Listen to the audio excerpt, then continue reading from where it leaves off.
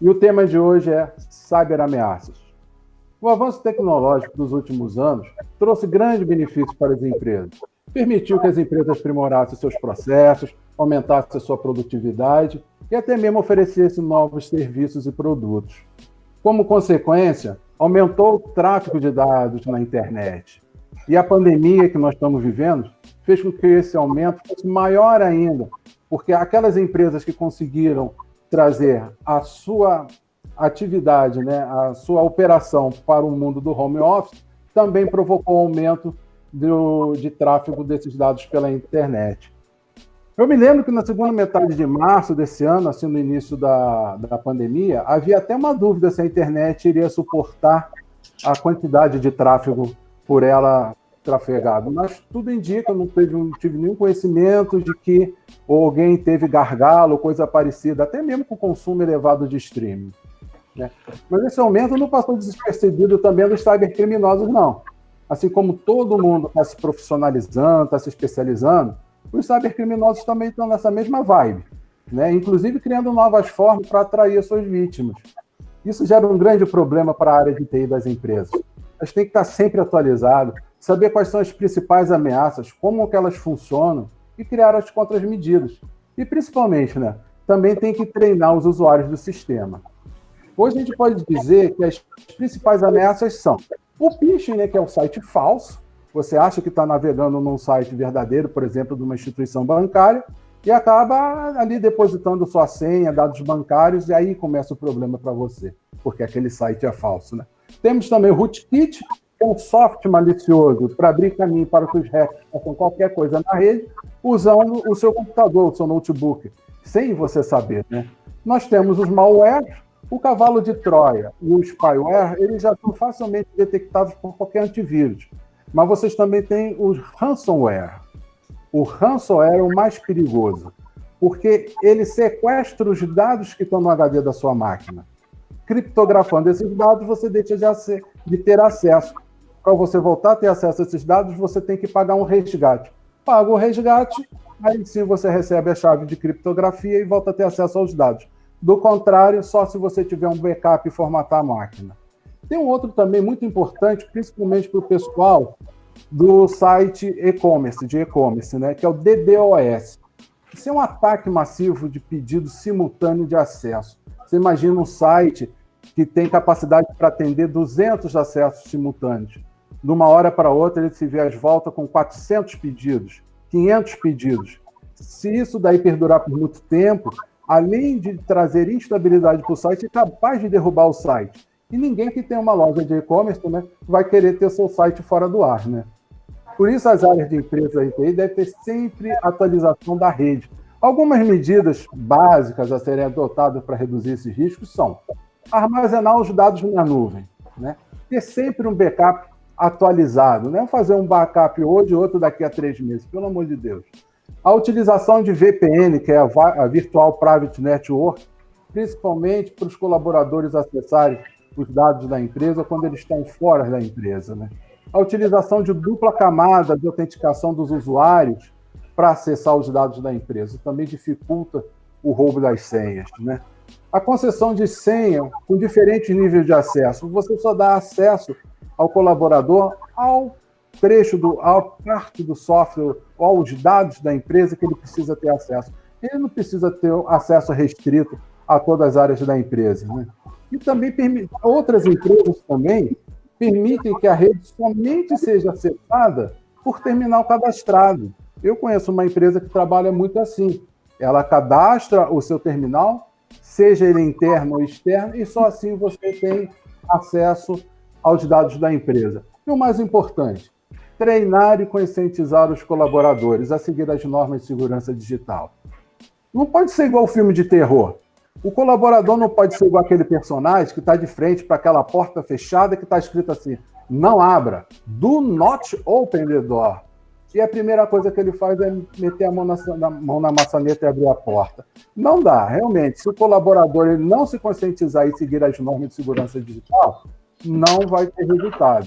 Se esse vazamento de dados acontecer já na vigência da LGPD, a empresa corre o risco de pagar uma multa muito pesada. Então, Por essas e outras ameaças que ainda vão vir, talvez até mais difíceis de resolver, é importante que o empresário entenda que segurança digital não é gasto, é investimento. Imagina, a LGPD prevê multa de até 2% do faturamento do exercício anterior, limitada a só 50 milhões. Olha só, 2%, mas é do faturamento do ano anterior, não é do mês passado. Então, é um assunto muito sério. É muito importante a segurança dessa informação. Agora, eu gostaria de saber de vocês o que vocês pensam sobre o assunto. E também, alguém aqui já sofreu alguma tentativa ativa de hacker, de um cyberataque? As ameaças, elas não só são externas, né, como internas, né? Você tem apesar de você ter muita coisa eletrônica que você pode sofrer de ataque, existe um ataque chamado de engenharia social, que é poderosíssimo e que você tem que conscientizar a todos os seus funcionários a não caírem dela. O que é engenharia social? Alguém, normalmente, um nível hierárquico um pouco mais a nível básico, recebe uma ligação onde quem se identifica é um chefe imediato, e essa pessoa que normalmente nunca falou com esse chefe se assusta e começa a passar informações indevidas por telefone. Então, além das ameaças que você citou, que elas são relativamente ataques externos, você também tem essa possibilidade do ataque interno pela engenharia social. Então, tem que se criar também uma política, né, de não se informar nada por telefone, né, criar uma política de atendimento customizado, um script de atendimento, mesmo que a pessoa se identifique como um nível hierárquico superior a ela, nada é feito por telefone. Né? E existem hoje tokens que, para cada tipo de atitude, né, tokens que dão acesso a serviços da rede, né, a aprovações, a assinaturas, a liberações de custo, para tentar impedir esse tipo de coisa também. Então, além de tudo isso que você falou, ainda temos a engenharia social para nos cuidarmos. A ingenuidade acabou em termos de internet. Tudo que você faz tem que ser muito bem visto, você tem que estar com seus antivírus, suas firewalls, você tem que ter consciência do que você fala por telefone, se é um dado sensível, né? Se você vai usar, até mesmo a gente já tem exemplos aí, né? Utilização de mensagens, né, que é o WhatsApp, Telegram e outros mais, muito cuidado com o que se usa, né, e é VPN para a empresa inteira, vai fazer uma comunicação de negócios que seja sensível, VPN, não ter mais dados nos notebooks dos funcionários, já que as pessoas vão sair da empresa, né, você ter um espaço de rede para ser acessada, né, um espaço na nuvem. Olha, os seus dados estão na nuvem, não traga os dados para o notebook, apenas utilize como um terminal para fazer todas as operações. Isso seria o mundo ideal. Muita gente já está calejada com relação à questão dos antivírus, então já hoje quem tem um mínimo de conhecimento de TI já coloca antivírus e está antenado com isso. O que muita gente não está antenada, ou às vezes está antenada, mas não liga, é o fato de que não adianta nada você ter um antivírus, você ter um firewall, você ter uma VPN, enfim, todas essas ferramentas, se o cara tem a chave para entrar. Então, eu não sei quantos de vocês usam sistemas de gerenciamento de senhas, mas o padrão, eu diria que a grande maioria, e eu me incluo, usa as mesmas 3 ou 4 senhas para todos os seus sites. Então, qual é a técnica uma das técnicas que esse pessoal usa? Eles criam alguma coisa interessante para você, então te dá um app gratuito ou um site que te dá alguma coisa grátis e pede para você se cadastrar. E você vai lá e se cadastra com a tua senha, que é a mesma senha que você usa em outros sites para você lembrar. E aí o cara pega essa senha, porque ele sabe qual é, e vai começando a te acompanhar nos outros sites que você trabalha. Às vezes ele dá sorte e a mesma senha abre o banco, às vezes ele dá azar e você tem outra senha, mas esse é um tipo de funcionamento. Então essa questão do controle de senhas é super importante. A gente hoje na Zajon, assim, não tem muito controle, é só conscientização. Você pode obrigar o cara a trocar a senha de 6 em 6 meses, mas isso é um pé no saco. Você pode obrigar o cara a botar uma senha com pontos e coisas, mas é outro pé no saco. Então, assim, tem algumas coisas que são mais efetivas. A dupla camada que o Marco falou é efetiva. Então, se você puder configurar a dupla camada é aquele negócio que você, para entrar, recebe um SMS no telefone, por exemplo. E aí, então, só quem tem o teu telefone é que pode. O ladrão ainda pode roubar o teu telefone ou clonar o teu telefone, mas aí é muito mais complicado. Então, sempre que você puder usar dupla camada, usa dupla camada. Essa coisa para as empresas, por exemplo, só permitir acesso a IPs cadastrados, porque o IP é o endereço eletrônico do teu computador. Então, se o cara está em home office, por exemplo, a gente está instalando isso na Nazajon.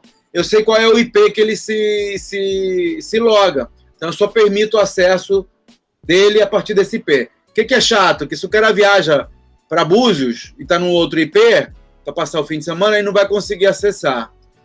Mas, enfim, aí é questão de fazer custo-benefício. Mas é importante, assim, acontece, tá? Eu tenho alguns sites, né, da Nazajon. Um deles a gente deixou de usar, porque a gente tinha, por exemplo, Nazajon Sistemas, aí tinha Nazajon Educacional, tinha um monte de site desse tipo.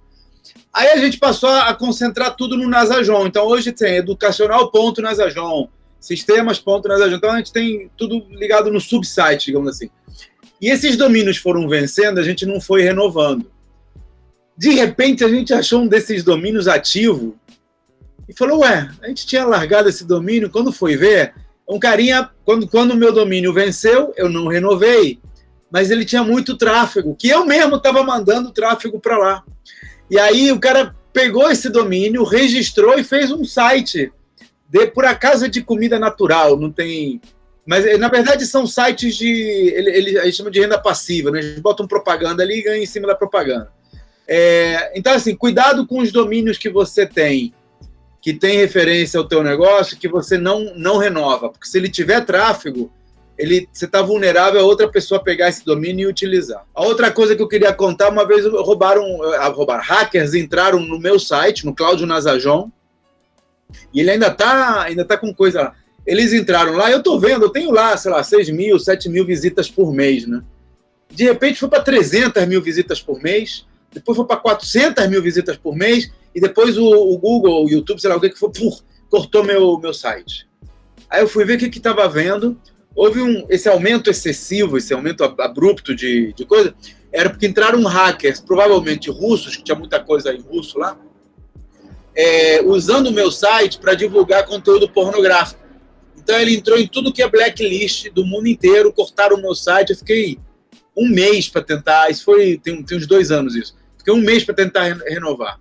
E aí consegui resolver e tal, tirei todas as coisas. Outro dia eu estava vendo os backlinks por causa desse site aí que eu te falei, que o cara pegou o domínio. Eu estava vendo os backlinks. Backlinks é quando você coloca no teu site uma referência para o outro.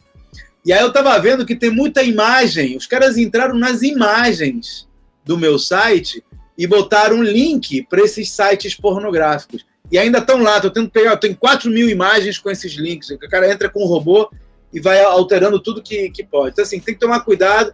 Tem ferramentas para fazer essa análise. Se o teu site não tem grande tráfego, deixa para lá, mas, assim, fica antenado para essas coisas, porque elas acontecem. Marcos, eu queria levar uma pergunta.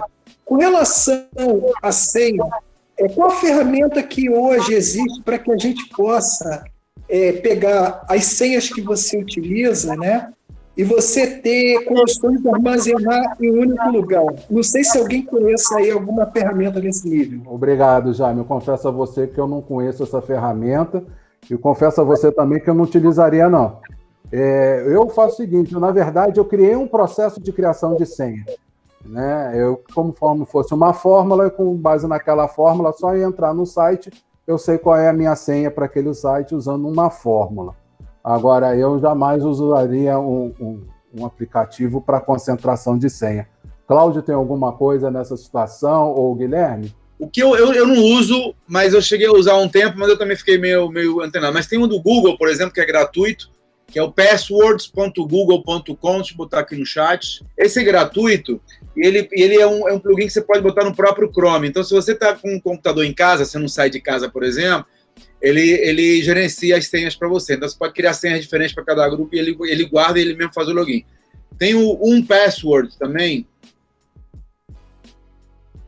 que tem uma versão gratuita e uma versão paga. Tem várias. Se você botar gerenciador de senha no Google, você vai ver, tem vários. Tem plugin, tem app, tem sites. E aí o que ele faz é gerenciar as suas senhas. Em alguns casos ele cria a senha para você, aquelas senhas todas malucas, ele guarda e ele libera mediante, por exemplo, reconhecimento facial. Se você tiver um app com reconhecimento facial, ou com impressão digital, se você tiver um telefone com impressão digital, coisas do tipo. Eu tenho a mesma técnica do Marco. Eu tenho uma fórmula específica de construção de senha, e hoje eu tenho 18 senhas diferentes para as minhas coisas de trabalho. Então, se eu não tiver uma fórmula, eu não vou ter um aplicativo. Eu realmente não acho interessante ter um local de armazenamento por todas as questões que eu já conheço de segurança, e prefiro usar essa metodologia de construir uma fórmula e dentro dessa fórmula eu sei as senhas para quem e para onde eu tenho que usá-las. Você não pode dar mole que se o cara descobrir tua fórmula, entra tudo que é site. Né? Ele vai ter que ser muito bom. É só pegar 3 ou 4 senhas parecidas de sites. Com relação a informações, por exemplo, você divulgar informações via WhatsApp, às vezes a pessoa coloca cartão de crédito, aí manda para alguém, coloca a senha, manda para alguém, quer dizer, é uma fonte aí rica de alguém chegar e tomar informação. Em relação a isso, né? Qual seria a ferramenta ideal, por exemplo, que você coloque dentro de alguns minutos aquela informação, ela é totalmente desfeita, né? O que vocês têm aí uma ideia em relação a isso? O melhor programa que tem é não fazer. Isso não dá para ser igual Missão Impossível. Essa mensagem se autodestruirá em 5 segundos. Olha só, eu tenho um corretor de seguros e 3x4 vence o cartão, tem que mandar o cartão novo para ele. Às vezes eu mando metade do cartão pelo WhatsApp, a outra metade... outro dia estava fora e não podia atender, mandei uma metade por um canto, outra metade pelo outro, e a senha eu mandei por mensagem de voz. Mas na maioria das vezes eu ligo para ele, falo, peço para ele não anotar, para ele fazer ali na hora, entendeu? Porque não adianta nada eu ligar para ele, telefonar para ele, passar os dados, ele anotar no papel e depois jogar fora. Porque uma das técnicas que os phishers usam é ir nas lixeiras, principalmente nas lixeiras corporativas. O cara pega... A lata de lixo é muito rica. Então, para você ter uma ideia, eu tenho um triturador aqui. Tudo que é papel, que tem alguma informação meu, eu ponho no triturador. Você compra por R$300 um trituradorzinho, bota ele do teu lado, porque senão não adianta, você vai escrevendo ali, você põe o número do cartão, você põe a manualidade, então, se o cara vai na tua lata de lixo, pega, tá ali com a informação. Cláudio, a respeito disso, só rapidinho, alguns bancos, eles fornecem um cartão de crédito virtual que ele só serve para aquela operação. Eu acho que é a mais seguro que tem. Pessoal, muito obrigado pela participação. Nos vemos amanhã às 9h15 em mais um Café de Negócios.